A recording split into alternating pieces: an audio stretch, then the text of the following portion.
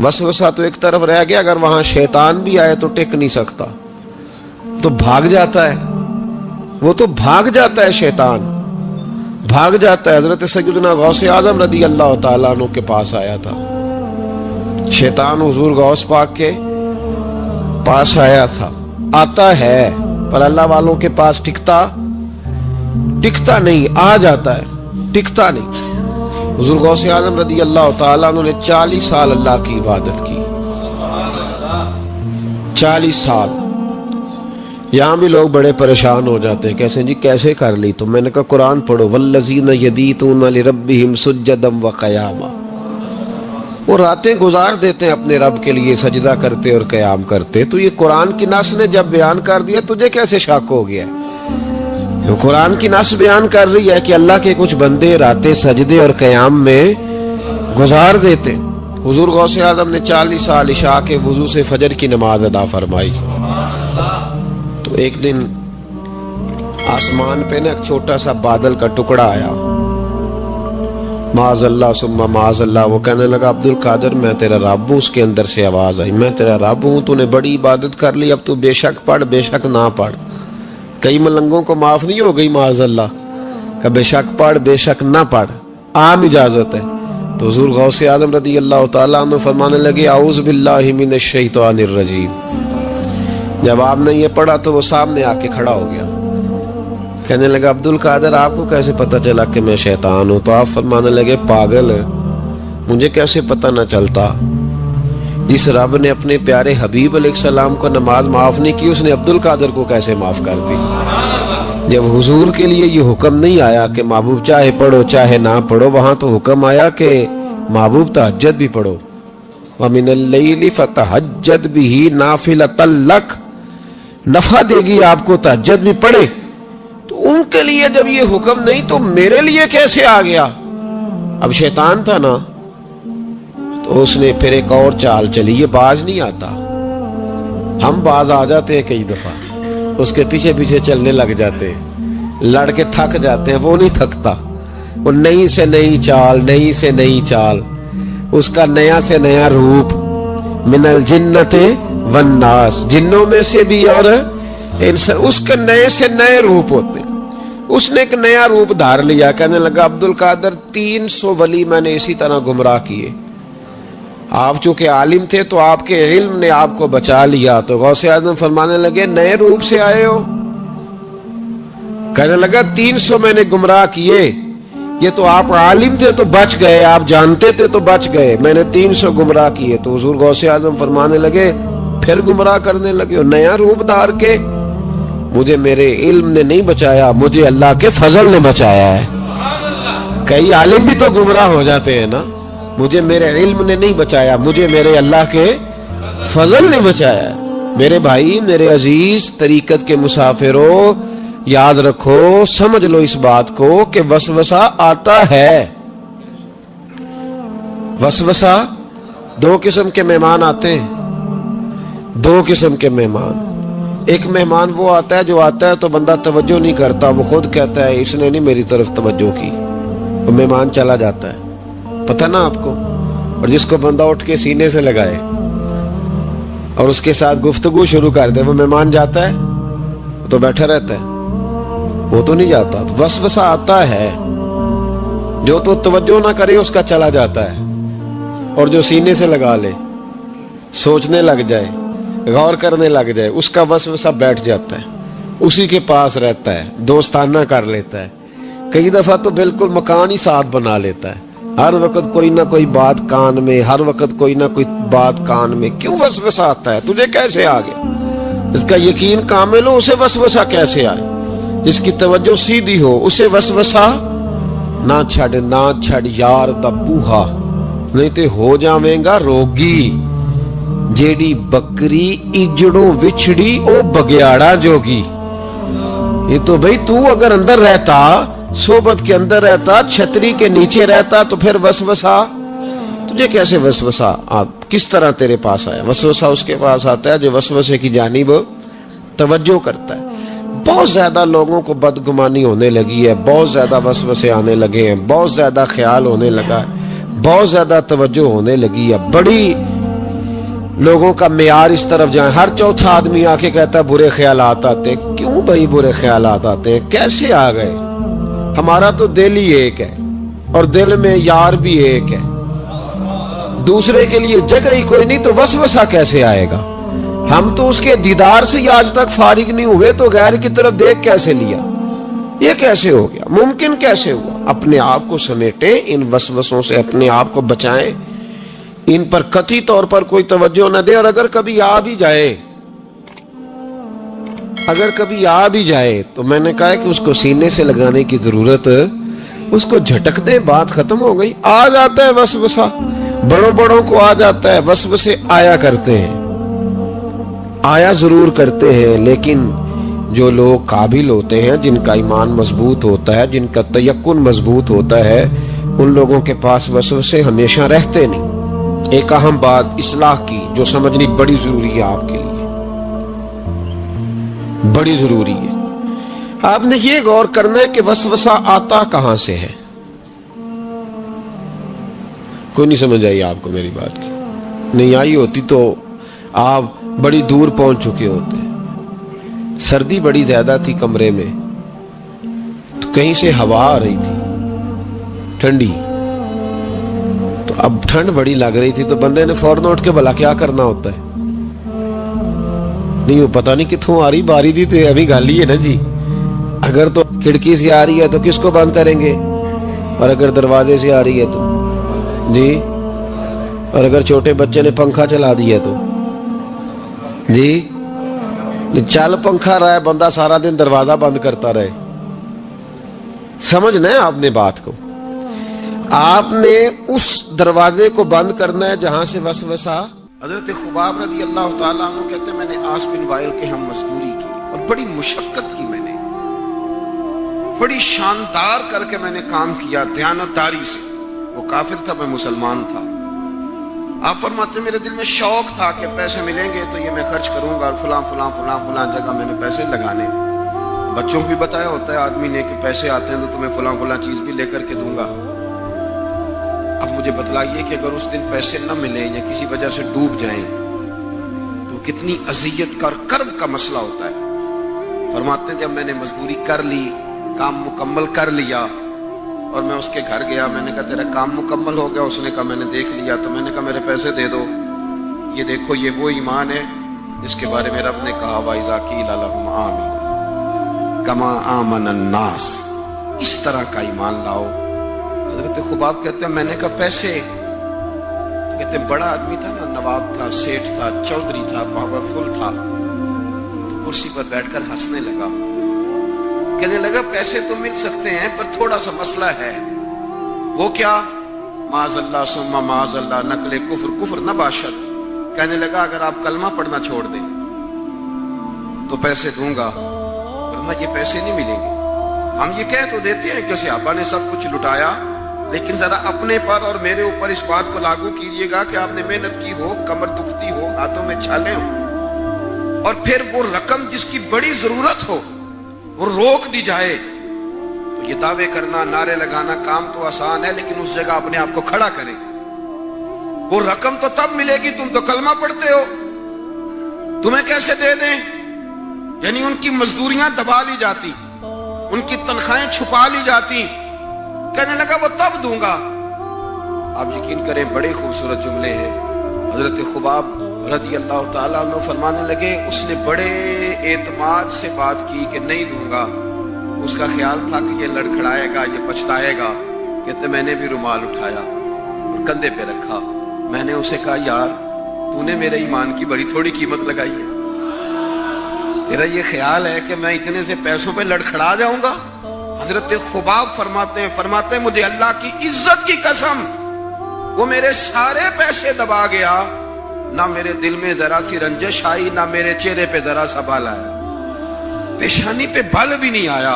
और फरमाते हैं कि मुझे ना मजा आने लगा, मुझे लुत्फ आने लगा, मुझे जायका मिलने लगा। मैंने कहा ओहो, मैं तो बच्चों के लिए मजदूरी कर रहा था, मुझे क्या पता था कि मेरी ये मजदूरी भी मदीने वाले की गुलामी में लिखी जा रही है। तो बच्चों के लिए मजदूरी कर रहा था, मुझे क्या खबर हो कि वहां लिखी जा रही। حضرت سعد بن ابی وقاص کہتے ہیں میرا اپنی اماں سے بڑا پیار تھا اور زمانہ جانتا تھا کہ بڑا پیار ہے. میں نے کلمہ پڑھ لیا, میری اماں نے بھوک ہڑتال کر دی. اس نے کہا کہ جب تک آپ کلمہ نہیں چھوڑیں گے معاذ اللہ میں روٹی نہیں کھاؤں گی. تھوڑی سی آبادی تھی, برادری میں رہتا تھا, بڑا سا گھر تھا, زمانہ جانتا تھا. فرماتے ہیں ہر چوک میں میری باتیں ہونے لگی. تیسرا دن ہو گیا, اماں نے روٹی نہیں کھائی. آپ اندازہ کر لیں کہ شام کو افطار کے وقت کیا حالت ہوتی ہے آدمی کی, کھانا نہ ملے تو. اور تیسرا دن ہو گیا اور بوڑھی اماں, ہر چوک میں بات ہو رہی, اور سعد کی اماں. اور میری ماں کو بھی پتا تھا کہ میں جہاں چاہوں گی مجھ سے محبت کرتا ہے یا وہاں آئے گا. آپ فرماتے ہیں ہر چوک میں بات ہونے لگی, ہر جگہ لوگ ذکر کرنے لگے, باتیں چھڑ گئیں, میری ہی باتیں, میرے ہی تذکرے, میرے بارے میں ان لوگوں کا ذکر. فرماتے ہیں میں بڑا پریشان ہوا. میں گھر آیا, میرے بہن بھائی بھی مجھ سے کہیں اماں مر جائے گی, میرے والد بھی, میرے دیگر لوگ بھی, سب رشتہ دار میرے گرد. آپ, میں نے کہا کہ ہم باتیں کر دیتے ہیں, آپ سن لیتے ہیں. کبھی اپنے آپ کو اس جگہ کھڑا کریں کہ جب ہر آدمی اس سٹیج پہ پہنچ جائے کہ میں بھئی تو خرابی کر رہا ہے, اور اتنے سارے لوگ جاننے والے گھیرا کریں گے تو آدمی کیسے بچائے گا اپنے آپ. حضرت سعد بن ابی وقاص کہتے ہیں کہ میرے گرد شدید گھیرا تنگ ہو گیا, اور مکے کا دور ہے, حالات اتنے خطرناک ہیں کہ سنبھالے نہیں سنبھلتے. آپ فرماتے ہیں جب حد ہو گئی تو میں نے کہا اماں سنو پھر میری بات, میں تم سے بات کرنے لگا. کہتے ہیں میرے بہن بھائیوں کے بھی کان کھڑے ہو گئے. اماں بھی سہارا لے کے اٹھ کے بیٹھ گئی کہ لگتا ہے کہ برف پگھلنے لگی ہے, لگتا ہے کہ کچھ نرم ہوا ہے. فرماتے میں سامنے کھڑا ہوا اور تھوڑے بہت لوگ جو وہاں موجود تھے وہ بھی قریب آ گئے. میں نے کہا اماں تیرا اور میرا پیار زمانہ جانتا ہے, اور دنیا کو پتا ہے کہ میں وہ بیٹا ہوں کہ جس کی لوگ مثالیں دیتے ہیں. اماں ہر چوک میں تیری میری باتیں ہوئی, ان 3 دنوں میں تجھے اور مجھے ڈسکس کیا گیا.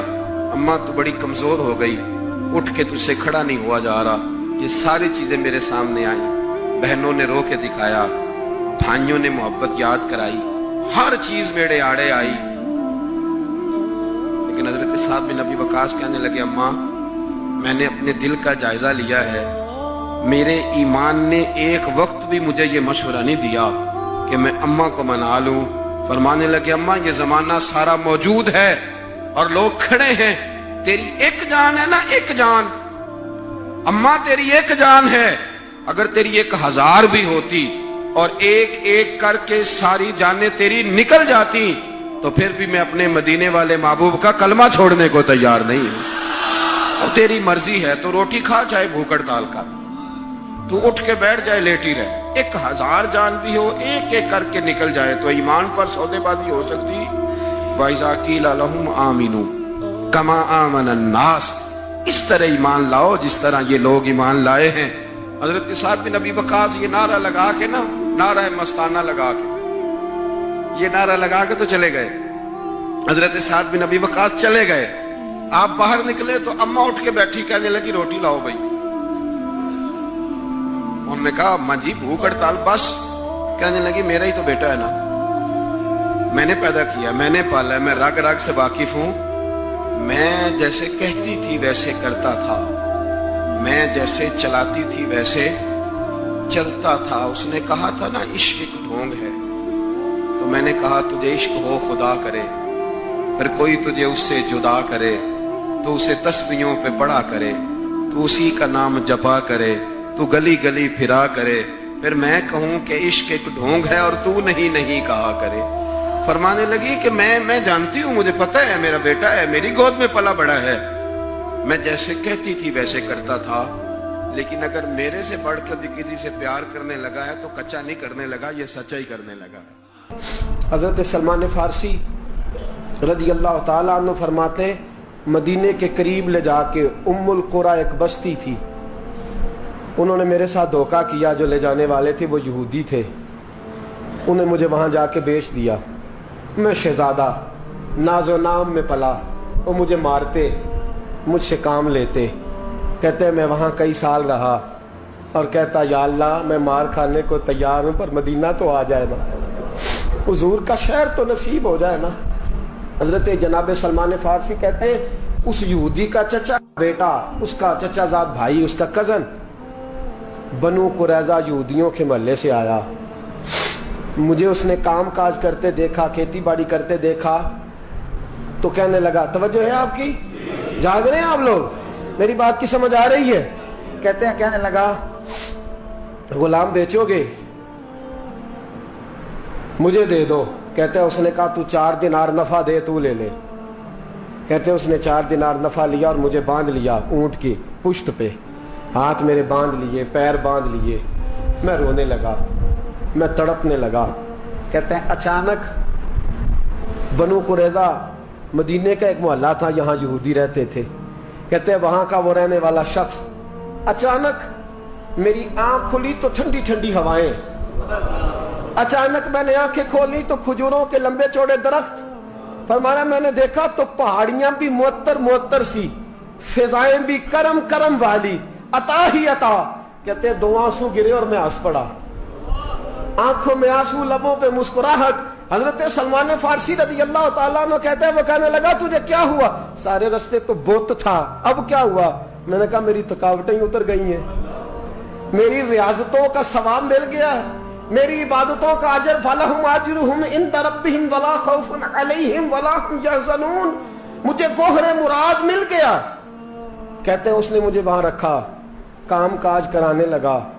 وقت گزرتا گیا. ایک دن کھجوروں اوپر چڑھ کے میں کھجوریں توڑ رہا تھا، مست تھا. تھوڑی تھوڑی عربی میں نے سیکھ لی، ہلکی پھلکی باتیں سمجھنے لگا، جواب دینے لگا. فارسی نسل تھا. کہتے ہیں میں کھجوریں توڑ رہا تھا، میرے مالک کا بھائی دوڑا دوڑا آیا. توجہ ہے آپ کی؟ آیا، آگے کہنے لگا بھائی پتہ ہے تجھے کیا ہوا ہے؟ پتہ؟ کہتا میں نے کوئی توجہ نہیں دی، یہ روز ایسی باتیں. پتہ ہے تازہ خبر کیا ہے؟ کیا ہوا؟ کہنے لگے وہ جس نے دعویٰ کیا تھا نا نبوت کا، وہ مدینے آ گیا ہے. وہ جنہوں نے دعویٰ کیا تھا نا نبوت کا، وہ مدینے آ گئے ہیں. حضرت سلمان فارسی کہتے ہیں جو کھجوریں میں توڑ رہا تھا وہ میرے ہاتھ سے گر گئی. یوں لگا کہ جیسے کسی نے آ کے نا کسی نے آ کے کہا ہو کہ چل تجھے حضور نے بلایا ہے. فرماتے میرے ہاتھ کانپنے لگے. وہ کہنے لگا کدھر ہے وہ؟ کہنے لگا وہ وادی قبا ہے نا، آج بھی جا کے کوئی دیکھے قبا کا ماحول، آج بھی جا کے کوئی دیکھے قبا کا ماحول. طلع البدر علینا کی صدا آتی ہے، طلع البدر علینا کی صدا، کہ ہم ہیں بچیاں نجار کے، وہ ننھی بچیاں جو بیٹھ کر وہاں دف بجاتی تھی، رسول پاک کی جانب اشارے کر کے گاتی تھی کہ ہم ہیں بچیاں نجار کے عالی گھرانے کی، خوشی ہے آمنہ کے لال کے تشریف لانے کی.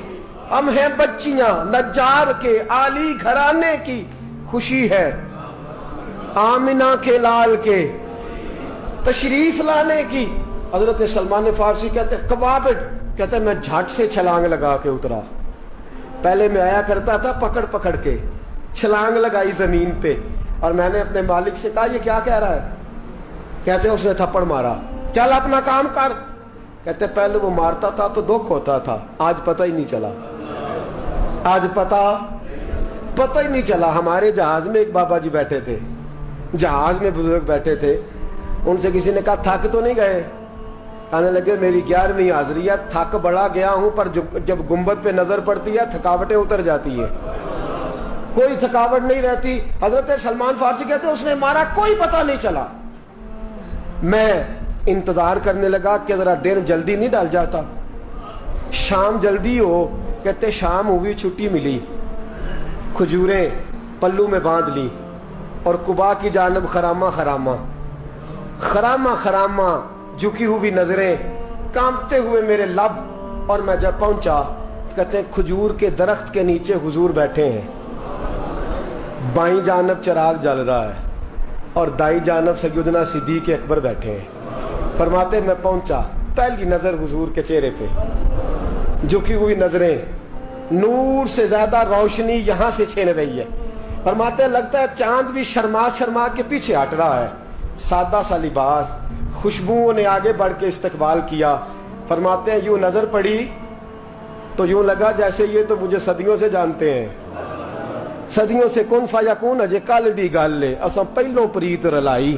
فرمایا لگا یہ پہلے سے جانتے. فرماتے حضور نے مسکرا کے فرمایا آئیے آئیے، اتنے جملے. فرماتے میں بیٹھ گیا، کھجوریں نکال کے دیں اور میں نے کہا حضور صدقے کی ہیں. فرماتے ہیں چونکہ نشانیاں بتائی تھی نا، دو نشانیاں یہ تھی کہ صدقہ نہیں کھائیں گے، دوسری نشانی تحفہ لے لیں گے، تیسری نشانی کے کمر کے پیچھے مہر نبوت ہوگی. حضرت سلمان فارسی رضی اللہ تعالیٰ عنہ فرماتے ہیں نبی کریم صلی اللہ علیہ وسلم کے سامنے آیا، کھجوریں پیش کی، کہا حضور صدقے کی ہیں.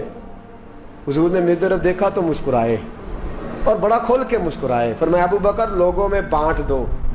فرماتے ہیں چہرہ میری طرف ہے، باتیں ابو بکر سے ہو رہی ہیں. سمجھایا تو مجھے جا رہا ہے نا.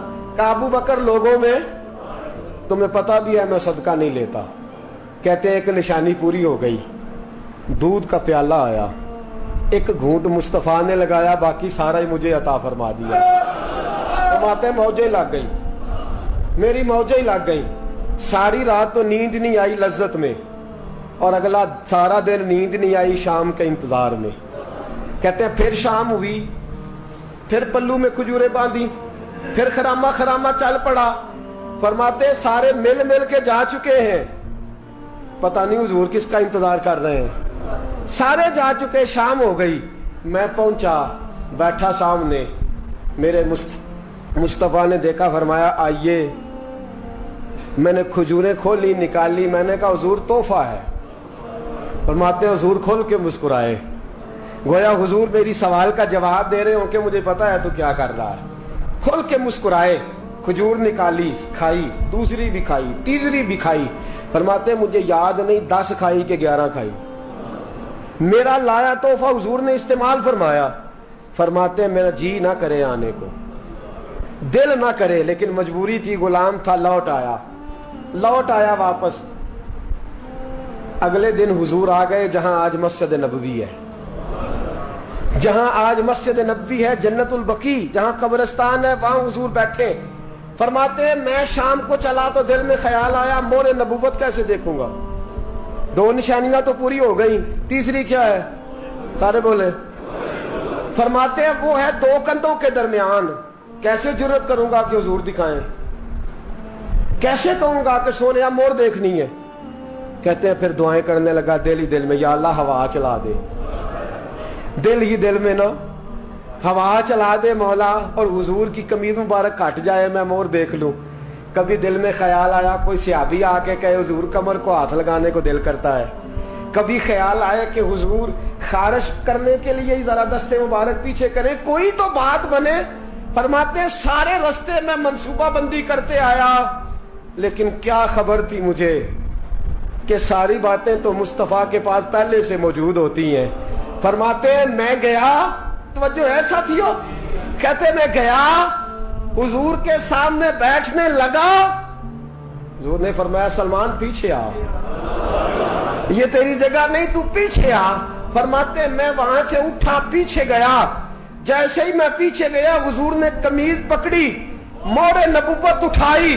میں نے کھل کے دیکھا، کھل کے چوما، کھل کے پیار کیا. پھر حضور نے بازو تھاما، فرمایا بس بھی کر، بس بھی کر. فرمایا نبی کریم کے قدموں میں سر رکھا اور میں پھوٹ پھوٹ کے رویا. میں نے کہا سونیا میری حیات کا افسانہ پوچھنے والوں، کہیں کہیں سے یہ قصہ پڑھا نہ جائے گا. سونیا میں اصفہان سے چلا تو شام آیا، آقا میں شام سے چلا تو موصل پہنچا، موصل سے نصیبان آیا، وہاں سے میں تموریہ آیا. حضور پھر میں بکا، میں نے کسی کے جانوروں کو چارہ ڈالا، کسی کے گھر میں صفائی کری، کسی کے جوتے صاف کیے، کسی کے کپڑے دھوئے. بک بک کے آیا ہوں، بک بک کے پہنچا ہوں. مجھے جم کے قدم چومنے دے حضور، مجھے آج جی بھر کے زیارتیں کرنے دے. فرماتے حضور نے اٹھایا اور جب میرے رسول نے میرا ماتھا چوما، حضور نے جب میری پیشانی پہ بوسہ دیا، تو فرماتے ہیں پھر میں نے پڑھا کلمہ لا الہ الا اللہ محمد رسول اللہ صلی اللہ. فرماتے ہیں پھر میں جانوں اور حضور. لوگوں کی چیخیں نکل گئی، لوگ رو پڑے.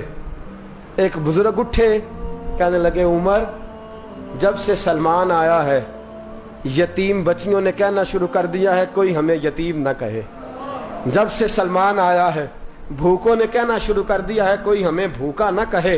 جب سے سلمان آیا ہے بے آسرا لوگوں نے کہنا شروع کر دیا ہے اب ہمارے پاس بہت بڑا آسرا ہے. جب سے سلمان آیا ہے بے گھروں کو گھر مل گئے ہیں. کہا وہ لاچار بیمار جن کے قریب کوئی نہیں جاتا تھا سلمان انہیں پاس بٹھا لیتا ہے. خدا را ہمارا گورنر نہ بدلیے گا. حضرت سلمان فارسی کھڑے ہو گئے, کہنے لگے میں بوڑھا ہو گیا ہوں, اب میرے اندر طاقتیں نہیں رہی. خدا را, کبھی ایسا ہوا ہے کوئی حکمران جائے تو لوگ روئیں؟ رو رو کے لوگوں نے کہا خدا را ہمارا گورنر نہ بدلا جائے. حضرت عثمان نے کہا مجھے معاف کر دو, میں ایسے آدمی کا نام پیش کرتا ہوں جو مجھ سے بھی بہتر ہے. کون؟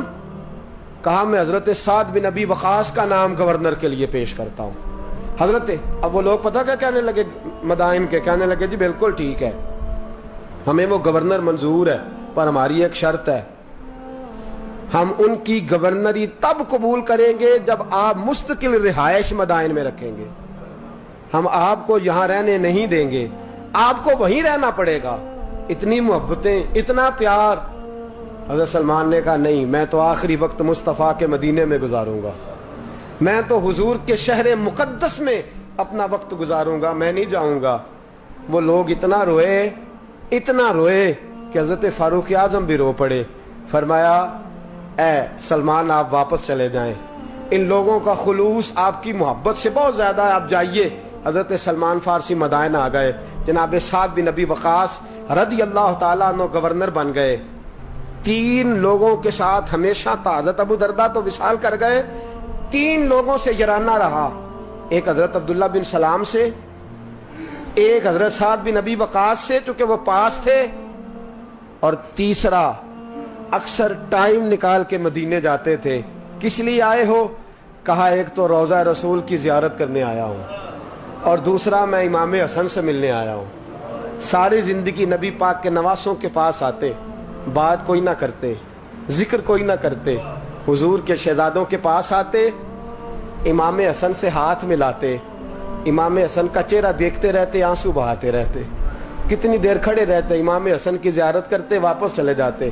جب بوڑھے ہو گئے, زیادہ کمزوری آئی, تو حضرت سعد بن ابی وقاص کو پیغام دیا. کہا کسی طریقے مدینے پیغام بھیجیے اور امام حسن سے کہیے میں آپ کے نانا کا نوکر ہوں, طاقت نہیں رہی اب چل کے مدینے آ سکوں. عمر مجھے پابند کر گئے تھے کہ میں نے, حضرت عثمان کا دور آ گیا کہ میں نے اب مدائن میں وقت گزارنا ہے, اگر ہو سکے تو آخری بار ایک بار مجھے آ کے مل تو جائیں. امام حسن آتے ہیں تو مجھے لگتا ہے جلوہ مصطفیٰ کی زیارت ہو گئی ہے. حضرت سعد بن ابی وقاص نے پیغام بھیجا, امام حسن وہاں سے چلے, مدائن آئے. جیسے ہی امام حسن دروازے سے داخل ہوئے, بوڑھے حضرت سلمان فارسی, بوڑھے, نکاحت اتنی ہے کہ اٹھا نہیں جاتا. امام حسن آئے تو حضرت سلمان فارسی نے رونا شروع کر دیا, تڑپنا شروع کر دیا. اٹھنا چاہا تو بستر پہ گر گئے. امام حسن قریب آئے, چارپائی پہ بیٹھے تو حضرت سیدنا سلمان فارسی رضی اللہ تعالیٰ عنہ کہنے لگے حضور میں بڑا پریشان ہوں, میرے لیے دعا کرے. امام حسن کہنے لگے میں جوان ہوں, آپ بوڑھے ہیں, دعا آپ کو کرنی چاہیے. کہا نہیں, آپ سے دعا اس لیے کر رہا ہوں کہ آپ کے نانا سے جو وعدے کیے تھے میں پورے نہیں کر سکا. آپ دعا کریں کہ میں حضور کی بارگاہ میں جاؤں تو مجھے شرمندگی نہ اٹھانی پڑے. حضرت سلمان فارسی رضی اللہ تعالیٰ عنہ سے امام حسن کہنے لگے وعدہ کیا کیا تھا, کیا نہیں پورا کر سکے؟ عرض کی حضور نبی کریم نے فرمایا تھا اتنا مال پاس رکھنا جتنا مسافر کے پاس ہوتا ہے. یہ حضور نے مجھ سے کہا تھا, میں وعدہ پورا نہیں کر سکا. دیکھیے میرے گھر میں کتنا مال ہے, کتنا سرمایہ ہے. امام حسن کہتے ہیں میں نے مال دیکھا تو 1 مٹکا پانی پینے کا, 2 پیالے پانی پینے کے, 1 مشکیزہ, 1 چٹائی وہ بھی ٹوٹی ہوئی. فرماتے ہیں میں نے کل مال کا حساب لگایا تو میں نے کہا حضور یہ تو 15 دینار سے زیادہ نہیں بنے گا, رو کیوں رہے ہیں؟ کہنے لگا امام حسن سے عجیب جملے ہیں, عجیب جملے ہیں کہنے لگے طبقات ابن سعد میں، کہنے لگے اچھا اگر قیامت کے دن رسول پاک نے میری سرزنش فرمائی اور اگر نبی پاک صلی اللہ علیہ وسلم ناراض ہوئے تو اے سیدہ فاطمہ کے شہزادے آپ سفارش تو کریں گے نا میری، آپ میری سفارش تو کریں گے حضور کی بارگاہ میں؟ حضرت سعد بن نبی وقاص بھی آئے، رونا شروع ہو گئے، کہا ہاں مجھے امید ہے کہ آپ کی سرزنش نہیں ہوگی، آپ کو بغیر حساب کتاب جنت ملے گی۔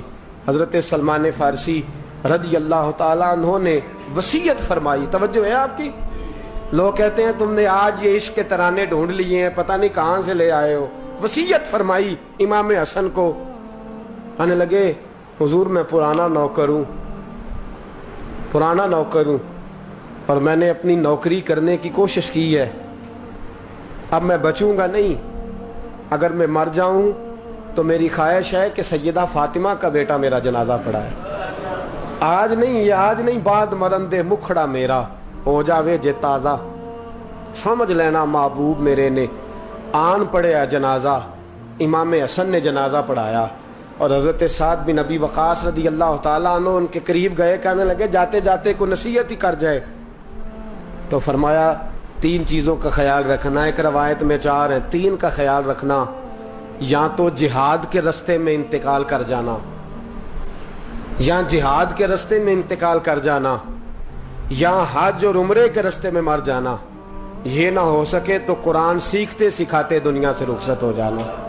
فرمایا یا جہاد کے رستے میں جانا، حضرت سلمان فارسی وصیت کر رہے ہیں، یہ وصیت یاد رکھیے گا، یا جہاد کے رستے میں انتقال کرنا، یا حج اور عمرے کے رستے میں، یہ نہ ہو سکے تو قرآن سیکھتے سکھاتے جانا، امید ہے اللہ بے حساب و کتاب جنت عطا فرما دے گا۔ یہ وصیت فرمائی۔ جناب سلمان فارسی رضی اللہ تعالیٰ عنہ وصال کر گئے، عجیب سناٹا ہے، مدینے سے نور کی جماعت آ رہی ہے جنازہ پڑھنے، نور کی جماعت آ رہی ہے، نور کی۔ حضرت عثمان غنی خود چل کے جنازے میں شریک ہوئے، اور صحابہ کہتے ہیں سفید داڑھی حضرت عثمان کی، امام حسن کے پیچھے نماز جنازہ پڑھا، اور پڑھ کے پھر ان کی میت کے قریب حضرت عثمان غنی گئے۔ پہلے تو صبر کا پہاڑ تھے، اور جب قریب گئے اور جا کر کے ماتھا چوما، اور پھر جب سیدنا عثمان غنی اٹھے تو مقدس داڑھی سے آنسو گرنے لگے، کہنے لگے سلمان میں نے اپنی آنکھوں سے مصطفیٰ کو تیرا ماتھا چومتے دیکھا ہے، سلمان میں نے اپنی آنکھوں سے حضور کو تجھ سے پیار کرتے دیکھا ہے۔ فرمایا لوگو آج سلمان رخصت نہیں ہوا، ہم سے علم رخصت ہوا ہے، حکمت رخصت ہوئی ہے، حضور کا محبوب رخصت ہوا ہے۔ حضرت سلمان فارسی رضی اللہ تعالیٰ عنہ کا وصال کے بعد ایک دن وصال سے پہلے حضرت عبداللہ ابن سلام سے کہنے لگے جو ہم دو دوستوں میں سے پہلے جائے گا واپس آ کے حال بتائے گا۔ حضرت عبداللہ ابن سلام کہنے لگے واپسی کی اجازت ملے گی؟ کہا ہاں، جو اللہ کے نافرمان ہوں گے ان کی روحیں قید ہوں گی، جو اللہ کے فرما بردار ہوں گے جہاں چاہیں گے جائیں آئیں گے۔ حضرت سلمان فارسی وصال کر گئے، جناب عبداللہ ابن سلام کو ملے، فرمایا بتائیے خدا نے آپ کے ساتھ کیا سلوک کیا؟